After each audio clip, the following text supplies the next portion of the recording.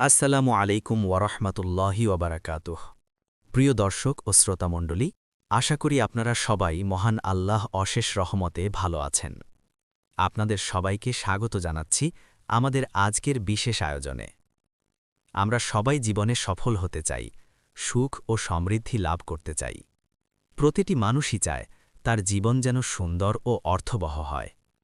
কিন্তু কখনো কি ভেবে দেখেছেন আমাদের জীবনের মোড় ঘুরিয়ে দেয় কোন শক্তি? কোন অদৃশ্য হাত আমাদের ভাগ্যকে নতুন পথে চালিত করে?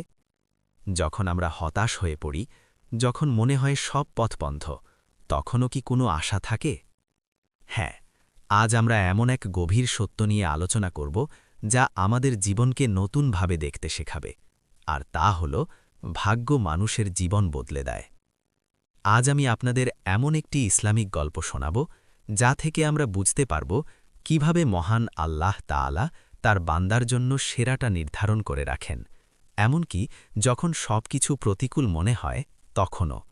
এই গল্পটি আমাদের শেখাবে ধৈর্য, সততা এবং আল্লাহর ওপর অগাধ ভরসার গুরুত্ব। আমি আপনাদের অনুরোধ করব ভিডিওটি শেষ পর্যন্ত দেখুন। একদা এক সময়ে দূরবর্তী এক শহরে ওমর নামে এক যুবক বাস করত। ওমর ছিল অত্যন্ত ধার্মিক এবং জ্ঞানের প্রতি তার ছিল অগাধ তৃষ্ণা। ছোটবেলা থেকেই সে দিনের জ্ঞান অর্জনে মগ্ন থাকত। দিনের পর দিন সে নিজেকে ইলম হাসিলের জন্য উৎসর্গ করেছিল।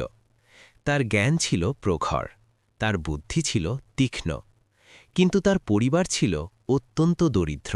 সমাজে তার তেমন কোনো প্রভাব ছিল না, কারণ সম্পদ আর প্রতিপত্তি তখন মানুষের মূল্যায়নের মাপকাঠি ছিল।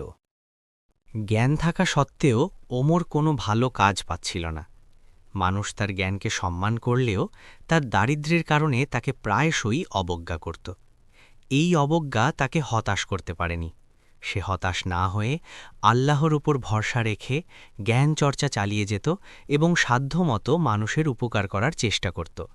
তার বিশ্বাস ছিল আল্লাহ অবশ্যই তার জন্য উত্তম কিছু রেখেছেন। একদিন ওমর একটি জনশূন্য পথে যাচ্ছিল। পথটি ছিল নির্জন এবং ধূসর। চলতে চলতে সে দেখল একজন বৃদ্ধ লোক একটি গাছের নিচে বসে নীরবে কাঁদছেন। বৃদ্ধের মুখমণ্ডল ছিল বিষণ্ণ, তার চোখে ছিল গভীর হতাশার ছাপ। ওমরের মন ব্যথিত হল। সে বৃদ্ধের কাছে গিয়ে অত্যন্ত বিনয়ের সাথে তার কান্নার কারণ জানতে চাইল।